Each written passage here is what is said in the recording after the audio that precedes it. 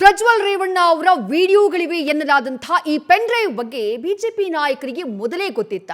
ಮೊದಲೇ ಅಂದ್ರೆ ಚುನಾವಣೆಗೂ ಮೊದಲೇ ಗೊತ್ತಿತ್ತ. 4 ತಿಂಗಳ ಹಿಂದೆನೇ ಬಿಜೆಪಿಯ ರಾಜ್ಯಾಧ್ಯಕ್ಷರಾಗಿರುವಂತಹ BY ವಿಜಯೇಂದ್ರ ಅವರಿಗೆ ಈ ವಿಚಾರವಾಗಿ ಪತ್ರವನ್ನು ಬರೆಯಲಾಗಿತ್ತು. BY ವಿಜಯೇಂದ್ರ ಅವರಿಗೆ ಜಿ ದೇವರಾಜೇಗೌಡ ಅವರು ಪತ್ರವನ್ನು ಬರೀತಾರೆ. ಯಾವಾಗ? 2023 ಡಿಸೆಂಬರ್ 8ನೇ ತಾರೀಕು. ಆವತ್ತು ಜಿ ದೇವರಾಜೇಗೌಡ ಅವರು ಬರೆದಂತಹ ಪತ್ರದಲ್ಲಿ ಏನಿತ್ತು ಅಂದ್ರೆ 2976 ನೀಲಿ ಚಿತ್ರಗಳಲ್ಲಿ ಪ್ರಜ್ವಲ್ ರೇವಣ್ಣ ಭಾಗಿಯಾಗಿದ್ದಾರೆ ಅಂತ ಉಲ್ಲೇಖ ಮಾಡಲಾಗಿತ್ತು. ಹಾಗೆಯೇ ಲೋಕಸಭೆಯಲ್ಲಿ ಟಿಕೆಟ್ ನೀಡೋದು ಬೇಡ ಪ್ರಜ್ವಲ್ ರೇವಣ್ಣ ಅವರಿಗೆ ಅನ್ನುವಂತಹ ಮನವಿಯನ್ನ ದೇವರಾಜೇಗೌಡ ಅವರು ಮಾಡಿದ್ರು. ಪೆನ್ ಡ್ರೈವ್ ವಿಚಾರ ಗೊತ್ತಿದ್ರೂ ಕೂಡ ಹಾಗಾದ್ರೆ ಬಿಜೆಪಿಯ ನಾಯಕರು ಮೈತ್ರಿಯನ್ನ ಮಾಡ್ಕೊಂಡ್ರ? ಇಂಥ ಪ್ರಶ್ನೆ ಮೂಡ್ತಾ ಇದೆ. ಆ ಲೆಟರ್ನ ನೀವು ಗಮನಿಸ್ತಾ ಇದ್ದೀರಿ. ದೇವರಾಜೇಗೌಡ ಅವರು ಬಿಜೆಪಿಯ ರಾಜ್ಯಾಧ್ಯಕ್ಷರಾಗಿರುವಂತಹ BY ವಿಜಯೇಂದ್ರ ಅವರಿಗೆ ಬರೆದಿರುವಂತಹ ಪತ್ರ ಇದು. ಆ ಡೇಟ್ ಬಹಳ ಸ್ಪಷ್ಟವಾಗಿ ಗೋಚರ ಆಗ್ತಾ ಇದೆ. 8/12/2023 ಆವತ್ತು ಬರೆದಿರುವಂತಹ ಪತ್ರ ಇದು. ಆ ಪತ್ರದಲ್ಲಿರುವಂತಹ ವಿಚಾರ ಏನು ಅದನ್ನ ತಿಳಿಸುವಂತಹ ಪ್ರಯತ್ನವನ್ನ ಮಾಡ್ತೀನಿ. ಜಿ ದೇವರಾಜೇಗೌಡ ಆದ ನಾನು ಪಕ್ಷದ ಕಾರ್ಯಕರ್ತನಾಗಿ ಅಂತ ಹೇಳಿ ಏನೇನು ವಿಚಾರಗಳಿದ್ದಾವೋ, ಈಗ ಪೆನ್ ಡ್ರೈವ್ ವಿಚಾರವಾಗಿ ಏನೇನು ಸದ್ದ ಆಗ್ತಾ ಇದೆಯೋ, ಏನೇನು ಆರೋಪಗಳು ಕೇಳಿ ಬರ್ತಾ ಇದೆಯೋ ಆ ಆರೋಪಗಳನ್ನ ಮೆನ್ಷನ್ ಮಾಡ್ತಾ ಹೋಗ್ತಾರೆ ಜಿ ದೇವರಾಜೇಗೌಡ.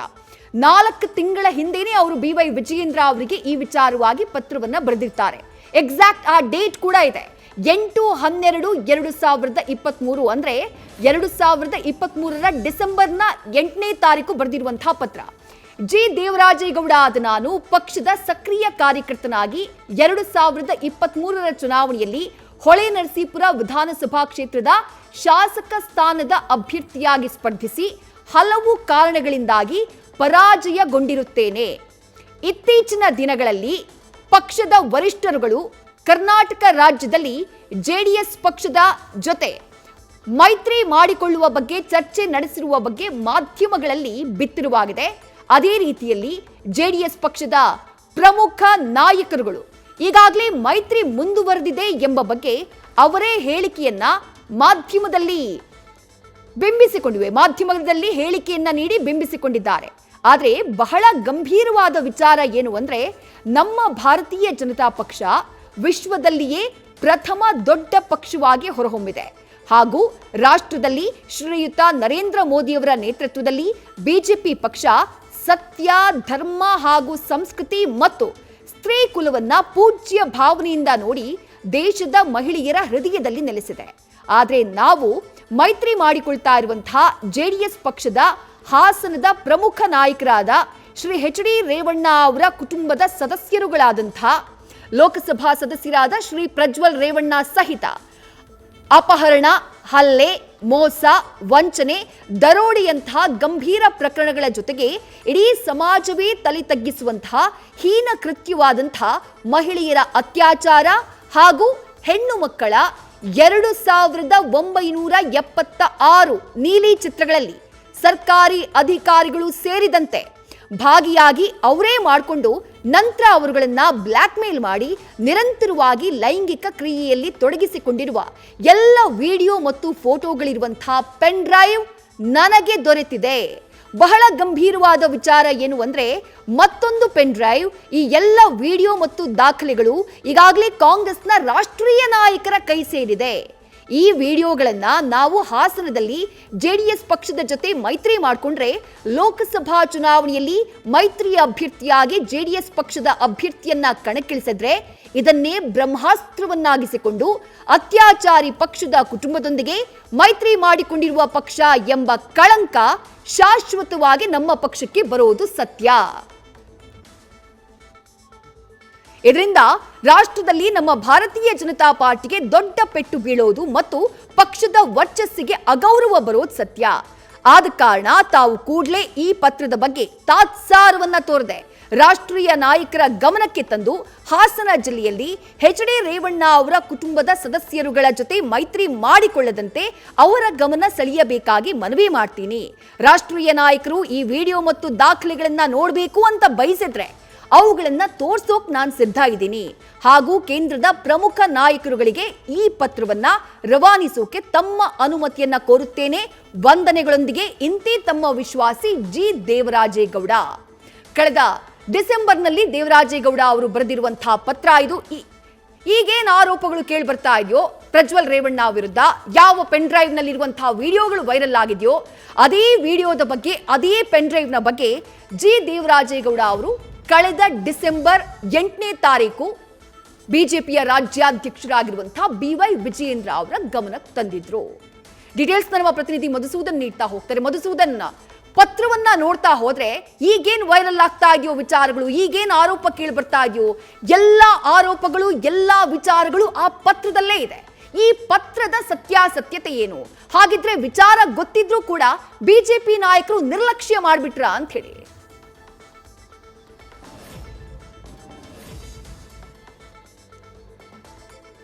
ಮತ್ತೆ ನಮ್ಮ ಪ್ರತಿನಿಧಿಯನ್ನ ಸಂಪರ್ಕಿಸುವಂತಹ ಪ್ರಯತ್ನವನ್ನ ಮಾಡ್ತೀವಿ. ಜಿ ದೇವರಾಜೇಗೌಡ ಅವರು ಬರೆದಿರುವಂತಹ ಪತ್ರ ಬಹಳ ದೊಡ್ಡ ಮಟ್ಟದಲ್ಲಿ ಸದ್ಯ ಸದ್ದು ಮಾಡ್ತಾ ಇದೆ. ಅದರಲ್ಲಿರುವಂತಹ ವಿಚಾರಗಳನ್ನ ನಾನೇ ಓದ್ ಹೇಳಿದೆ, ಏನೇನು ವಿಚಾರಗಳನ್ನ ಮೆನ್ಷನ್ ಮಾಡಿದ್ದಾರೆ ಅಂತ ಹೇಳಿ. ಬಹಳ ಕ್ಲಿಯರ್ ಕಟ್ ಆಗಿ ಜಿ ದೇವರಾಜೇಗೌಡ ಅವರು ತಾವು ವಿಜಯೇಂದ್ರ ಅವರಿಗೆ, ಅಂದ್ರೆ ಬಿಜೆಪಿಯ ರಾಜ್ಯಾಧ್ಯಕ್ಷರಿಗೆ ಬರೆದಂತಹ ಪತ್ರದಲ್ಲಿ ಈ ವಿಚಾರಗಳನ್ನ ಉಲ್ಲೇಖ ಮಾಡಿದ್ರು. ಸುಮಾರು 2,000ಕ್ಕೂ ಹೆಚ್ಚು ನೀಲಿ ಚಿತ್ರಗಳಲ್ಲಿ ಭಾಗಿಯಾಗಿದ್ದಾರೆ. ಅದರಲ್ಲಿ ಸರ್ಕಾರಿ ಮಹಿಳಾ ಅಧಿಕಾರಿಗಳನ್ನು ಕೂಡ ಅವರು ಸೇರಿಸಿಕೊಂಡಿದ್ದಾರೆ. ಆ ವಿಡಿಯೋಗಳನ್ನ ಬಳಸಿಕೊಂಡು ಬ್ಲಾಕ್ ಮೇಲ್ ಮಾಡಿ ನಿರಂತರವಾಗಿ ಲೈಂಗಿಕ ದೌರ್ಜನ್ಯವನ್ನ ಎಸಗಲಾಗಿದೆ. ಎಲ್ಲ ವಿಚಾರಗಳನ್ನ ಗಮನಕ್ಕೆ ತರುವಂತಹ ಕೆಲಸವನ್ನ ಜಿ ದೇವರಾಜೇಗೌಡ ಅವರು ಈ ಪತ್ರದ ಮುಖೇನ ಮಾಡಿದ್ರು. ಮಧುಸೂದನ್ ಮತ್ತೆ ಕನೆಕ್ಟ್ ಆಗಿದ್ದಾರೆ. ಮಧು, ನಾನು ಆಗ್ಲೇ ಕೇಳ್ತಾ ಇದ್ದೆ, ಮೊದಲನೇದಾಗಿ ಈ ಪತ್ರದ ಸತ್ಯಾಸತ್ಯತೆ ಏನು? ಈ ಪತ್ರ ನಿಜಾನೇ ಆಗಿದ್ರೆ ವಿಜಯೇಂದ್ರ ಅವರ ಗಮನಕ್ಕೆ ಅಥವಾ ರಾಜ್ಯ ಬಿಜೆಪಿ ನಾಯಕರ ಗಮನಕ್ಕೆ ಈ ವಿಚಾರ ಬಂದಂತಹ ನಂತರದಲ್ಲೂ ಮೈತ್ರಿ ಮಾಡಿಕೊಳ್ಳುವಂತಹ ನಿರ್ಧಾರವನ್ನ ಹಾಗಾದ್ರೆ ಬಿಜೆಪಿ ನಾಯಕರು ಮಾಡಿದ್ರ ಅಂತ ಹೇಳಿ ಮಧು. ವಿದ್ಯಾಶ್ರೀ, ಪ್ರಮುಖವಾಗಿ ಹಾಲಿ ಸಂಸದ ಜೊತೆಗೆ 2024ರ ಲೋಕಸಭಾ ಕ್ಷೇತ್ರದ ಹಾಸನ ಕ್ಷೇತ್ರದ NDA ಅಭ್ಯರ್ಥಿಯಾಗಿ ಕಣಕ್ಕಿಳಿದಿರುವಂತಹ ಪ್ರಜ್ವಲ್ ರೇವಣ್ಣ ವಿರುದ್ಧ ಕೇಳಿ ಬರ್ತಾರೋ ಅಂತ ಆರೋಪದ ಹಿನ್ನೆಲೆಯಲ್ಲಿ ಕಳೆದ 4 ತಿಂಗಳ ಮುಂಚಿತವಾಗಿಯೇ 2023ರ ರಾಜ್ಯ ಸಾರ್ವತ್ರಿಕ ವಿಧಾನಸಭಾ ಕ್ಷೇತ್ರದ ಚುನಾವಣೆಯಲ್ಲಿ ಹಾಸನ ಜಿಲ್ಲೆಯ ಹೊಳೆನರಸೀಪುರ ವಿಧಾನಸಭಾ ಕ್ಷೇತ್ರದ ಬಿಜೆಪಿ ಅಭ್ಯರ್ಥಿಯಾಗಿ ಕಣಕ್ಕಿಳಿದಂಥ ಜಿ ದೇವರಾಜೇಗೌಡರು ಬಿಜೆಪಿ ರಾಜ್ಯಾಧ್ಯಕ್ಷ BY ವಿಜಯೇಂದ್ರ ಅವರಿಗೆ 2 ಪುಟಗಳ ಸವಿಸ್ತಾರವಾದಂಥ ಪತ್ರವನ್ನು ಬರೆದಿದ್ದಾರೆ. ಆ ಪತ್ರವನ್ನು ನೀವು ಈಗಾಗಲೇ ಓದಿದ್ದೀರಿ. ಆ ಪತ್ರದಲ್ಲಿ ಪ್ರತಿಯೊಂದು ಅಂಶ ಕೂಡ ಉಲ್ಲೇಖ ಮಾಡಿದ್ದಾರೆ ಜಿ ದೇವರಾಜೇಗೌಡರು. ರಾಜ್ಯದಲ್ಲಿ ಮೈತ್ರಿ ಆಗಿಲ್ಲ, ರಾಷ್ಟ್ರೀಯ ನಾಯಕರ ಸಮಕ್ಷಮದಲ್ಲಿ ಮೈತ್ರಿ ಆಗಿದೆ. ಇದು ಮೊದಲನೇದಾಗಿ ಗಮನಿಸಬೇಕಾಗುತ್ತೆ. ಇದು ಫಸ್ಟ್ ಪಾಯಿಂಟ್ ನಾನು ಇಲ್ಲಿ ಉಲ್ಲೇಖ ಮಾಡಲೇಬೇಕಾಗುತ್ತೆ. ಕಾರಣ ಏನು ಅಂತ ಹೇಳಿದ್ರೆ, ರಾಜ್ಯ ನಾಯಕರ ಗಮನಕ್ಕೆ ಹೊಳೆನರಸೀಪುರ ವಿಧಾನಸಭಾ ಕ್ಷೇತ್ರದ ಬಿಜೆಪಿ ಶಾಸಕ ಸ್ಥಾನದ ಅಭ್ಯರ್ಥಿಯಾಗಿದ್ದಂಥ ಜಿ ದೇವರಾಜೇಗೌಡರು ಪತ್ರವನ್ನು ಬರೆದಿದ್ದಾರೆ ರಾಜ್ಯಾಧ್ಯಕ್ಷರಿಗೆ. ಅಲ್ಲಿಂದ ಮುಂದಕ್ಕೆ ಆ ಪತ್ರ ಹೋಗಿಲ್ಲ. ಜೊತೆಗೆ ಪತ್ರದ ಹೆಡ್ಡಿಂಗ್ ನೀವು ಸೂಚನೆಯಲ್ಲಿ ಹೇಳಿದ್ರಿ, ವಿಷಯದಲ್ಲಿ ಓದಿದಿರಿ, ಅದರ ಮೇಲ್ಗಡೆ ಒಂದು ಪದ ಇದೆ, ತುರ್ತು ರಹಸ್ಯ ಪತ್ರ ಅಂತ. ಅದು ಕೂಡ ಬಹಳ ಇಂಪಾರ್ಟೆಂಟ್. ಇದೊಂದು ಗೌಪ್ಯ ಪತ್ರ, ಜೊತೆಗೆ ಎಮರ್ಜೆನ್ಸಿ, ಬಹಳ ಅರ್ಜೆಂಟ್ ಇರುವಂಥ ಪತ್ರ. ಇದನ್ನು ತಾವು ಗಮನಿಸಬೇಕು ಅನ್ನೋ ಒಂದು ವಿಷಯವನ್ನು ಖುದ್ದು ಜಿ ದೇವರಾಜೇಗೌಡರು BY ವಿಜಯೇಂದ್ರ ಅವರ ಗಮನಕ್ಕೆ ತಂದಿದ್ದಾರೆ. ಇದಾದ ಬಳಿಕ ಆಗಿದ್ದೇನು? ನೇರವಾಗಿ ರಾಜ್ಯದಲ್ಲಿ ಯಾವುದೇ ಒಬ್ಬ ರಾಜ್ಯ ನಾಯಕರನ್ನು ಕೇಳಿದ್ರು ಬಿಜೆಪಿಯಲ್ಲಿ ಮೈತ್ರಿ ವಿಚಾರಕ್ಕೆ ಸಂಬಂಧಪಟ್ಟಂತೆ ಎಲ್ಲವೂ ದೆಹಲಿಯಲ್ಲಿ ಮಾತುಕತೆ ಆಗ್ತಾ ಇದೆ. ಹೈಕಮಾಂಡ್ ನಾಯಕರು ಮಾತುಕತೆಯನ್ನು ಮಾಡ್ತಿದ್ದಾರೆ. ಖುದ್ದು ಪ್ರಧಾನಿ ನರೇಂದ್ರ ಮೋದಿ, ಕೇಂದ್ರ ಸಚಿವ ಅಮಿತ್ ಶಾ ಅವರು, ಇತ್ತ ಬಿಜೆಪಿ ರಾಷ್ಟ್ರೀಯ ಅಧ್ಯಕ್ಷ JP ನಡ್ಡಾ ಅವರ ಸಮಕ್ಷಮದಲ್ಲಿ ಮೈತ್ರಿ ಆಗ್ತಾ ಇದೆ. ಯಾರ್ಯಾರು ಹೋಗ್ತಿದ್ದಾರೆ? JDSನ ವರಿಷ್ಠ ಮಾಜಿ ಪ್ರಧಾನಿ HD ದೇವೇಗೌಡರು, JDSನ ಶಾಸಕಾಂಗ ಪಕ್ಷದ ನಾಯಕ HD ಕುಮಾರಸ್ವಾಮಿ ಅವರು, ಅವ್ರ ಜೊತೆ ಅವರ ಸಹೋದರ HD ರೇವಣ್ಣ, ಜೊತೆಗೆ ಯುವ ಘಟಕದ ರಾಜ್ಯಾಧ್ಯಕ್ಷರಾಗಿರುವಂಥ ನಿಖಿಲ್ ಕುಮಾರಸ್ವಾಮಿ ಅವರು ಹೋಗಿದ್ರು. ಅಲ್ಲಿ ಮಾತುಕತೆ ಆಗಿದೆ.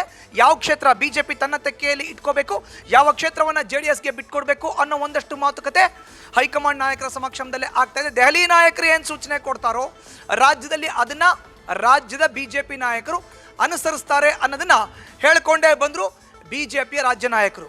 ಅದು BY ವಿಜಯೇಂದ್ರ ಇರಬಹುದು, BS ಯಡಿಯೂರಪ್ಪ ಇರಬಹುದು, ಬಸವರಾಜ ಬೊಮ್ಮಾಯಿ ಇರಬಹುದು, ಎಲ್ಲರೂ ಕೂಡ ಇದೇ ಒಂದು ಸ್ಟೇಟ್ಮೆಂಟ್ಗೆ ಸ್ಟಿಕ್ ಆನ್ ಆಗಿದ್ರು, ಅಂಟ್ಕೊಂಡಿದ್ರು, ಅಲ್ಲೇ ನಿಂತಿದ್ರು ಆ ಸ್ಟೇಟ್ಮೆಂಟ್ಗೆ. ಇದರ ಮುಂದುವರೆದ ಭಾಗವಾಗಿ ಜಿ ದೇವರಾಜೇಗೌಡರು 8/12/2023ನೇ ತಾರೀಕು ತುರ್ತು ರಹಸ್ಯ ಪತ್ರ ಅಂತ ಬಿಜೆಪಿ ರಾಜ್ಯಾಧ್ಯಕ್ಷ BY ವಿಜಯೇಂದ್ರ ಅವರು ಪತ್ರವನ್ನು ಬರೆದು 2976 ನೀಲಿ ಚಿತ್ರಗಳು ಪೆನ್ ಡ್ರೈವ್ನಲ್ಲಿ ಇದೆ, ಆ ಪೆನ್ ಡ್ರೈವ್ ನನಗೆ ಸಿಕ್ಕಿದೆ, ಇದರಲ್ಲಿ ಸರ್ಕಾರಿ ಅಧಿಕಾರಿಗಳು ಇದ್ದಾರೆ, ಹೆಣ್ಣು ಮಕ್ಕಳಿದ್ದಾರೆ, ಹೆಂಗಸರಿದ್ದಾರೆ, ಅವರೆಲ್ಲ ಬ್ಲ್ಯಾಕ್ ಮೇಲ್ ಮಾಡಿ ಅವರ ನೀಲಿ ಚಿತ್ರಗಳನ್ನು ಚಿತ್ರೀಕರಿಸಲಾಗಿದೆ. ಹಾಸನದಲ್ಲಿ ಒಂದು ವೇಳೆ JDS ನಾಯಕರ ಜೊತೆ BJP ನಾಯಕರು ಮೈತ್ರಿ ಮಾಡ್ಕೊಂಡಿದ್ದೆ ಆದರೆ BJPಗೂ ಕೂಡ ಕಳಂಕ ಹುಟ್ಟತ್ತೆ, ಕಳಂಕ ಅಂಟ್ಕೊಳ್ಳತ್ತೆ ಅನ್ನೋ ಒಂದು ಮಾತನ್ನ ತಂದಿದ್ರು. ಆದರೆ ಇದು ರಾಜ್ಯದಿಂದ ದೆಹಲಿ ತನಕ ಯಾಕೆ ಹೋಗಲಿಲ್ಲ ಅನ್ನೋದು ಯಕ್ಷ ಪ್ರಶ್ನೆ, $1 ಮಿಲಿಯನ್ ಪ್ರಶ್ನೆ. ಇದಕ್ಕೆ ರಾಜ್ಯ BJP ನಾಯಕರು ಉತ್ತರವನ್ನು ಕೊಡಬೇಕಾಗುತ್ತೆ. ಹಾಗಾದರೆ ಹಾಸನ ಜಿಲ್ಲೆಯ ಹೊಳೆನರಸೀಪುರ ವಿಧಾನಸಭಾ ಕ್ಷೇತ್ರದ BJP ಅಭ್ಯರ್ಥಿಯಾಗಿದ್ದಂಥ G. ದೇವರಾಜೇಗೌಡರು ಬರೆದಂಥ ತುರ್ತು ರಹಸ್ಯ ಪತ್ರದ 2 ಪುಟಗಳು BJP ರಾಜ್ಯಾಧ್ಯಕ್ಷರು ಓದಿಲ್ವಾ ನೋಡಿಲ್ವಾ ಅನ್ನೋ ಪ್ರಶ್ನೆ ಎದುರಾಗುತ್ತೆ. ಇದಕ್ಕೆ ಅವರು ಉತ್ತರ ಕೊಡಬೇಕಾಗುತ್ತೆ. ಇನ್ನು ಹೈಕಮಾಂಡ್ ನಾಯಕರ ಮಟ್ಟಕ್ಕೆ G. ದೇವರಾಜೇಗೌಡರು ಇದನ್ನ ಯಾಕೆ ತಗೊಂಡೋಗಿಲ್ಲ, ಕೇವಲ ರಾಜ್ಯ ನಾಯಕರ ಮಟ್ಟದಲ್ಲೇ ಇದನ್ನ ಇಟ್ಟಿದ್ದಾದ್ರೂ ಯಾಕೆ ಅನ್ನೋ ಪ್ರಶ್ನೆ ಹುಟ್ಟತ್ತೆ. ಇದಕ್ಕೆ G. ದೇವರಾಜೇಗೌಡರು ಉತ್ತರವನ್ನು ಹೇಳಬೇಕಾಗುತ್ತೆ.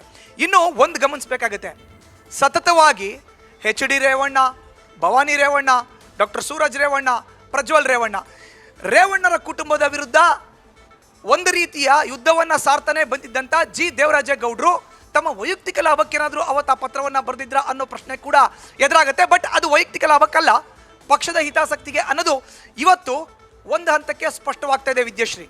ಮತ್ತೊಂದು ಕಡೆ ಈಗ ಏನು ವಿಡಿಯೋಗಳು ಲೀಕ್ ಆಗ್ತಾ ಇದೆ, ಹೊರಗಡೆ ಬರ್ತಾ ಇದೆ, ಸಾಮಾಜಿಕ ಜಾಲತಾಣಗಳಲ್ಲಿ ಏನು ವಿಡಿಯೋಗಳು ಸಿಗ್ತಾ ಇದೆ, ಇದಕ್ಕೆಲ್ಲ ರೇವಣ್ಣರ ಕುಟುಂಬ ಉತ್ತರ ಹೇಳಬೇಕಾಗುತ್ತೆ, HD ದೇವೇಗೌಡರು ಉತ್ತರ ಹೇಳಬೇಕಾಗುತ್ತೆ. ಈಗ ವಿದೇಶಕ್ಕೆ ಹೋಗಿರೋ ಅಂತ ಪ್ರಜ್ವಲ್ ರೇವಣ್ಣ ಅವರು ಬಂದ ನಂತರ ಉತ್ತರವನ್ನು ಹೇಳಬೇಕಾಗುತ್ತೆ. ರಾಜ್ಯ ಸರ್ಕಾರ SIT ರಚನೆ ಮಾಡಿದ್ದಾಗಿದೆ, ಆದರೆ ಇಡೀ ದೇಶ ಎದುರಿಸ್ತಾ ಇರೋ ಅಂತ ಲೋಕಸಭಾ ಕ್ಷೇತ್ರದ ಚುನಾವಣೆಯ ಹೊಸ್ತಿಲಿನಲ್ಲಿ ಈಗಾಗಲೇ 2 ಹಂತದ ಮತದಾನ ದೇಶದಲ್ಲಿ ಮುಕ್ತಾಯ ಆಗಿದೆ. ಅದರಲ್ಲಿ ರಾಜ್ಯದಲ್ಲಿ ಮೊದಲ ಹಂತದ ಮತದಾನ ಮುಕ್ತಾಯ ಆಗಿದೆ. ಇನ್ನು 14 ಲೋಕಸಭಾ ಕ್ಷೇತ್ರದ ಮತದಾನ ಹೇಳಿದ ಹಾಗೆ ಅನುಮಾನ ಮೂಡೋದು 2 ವಿಚಾರಕ್ಕೆ.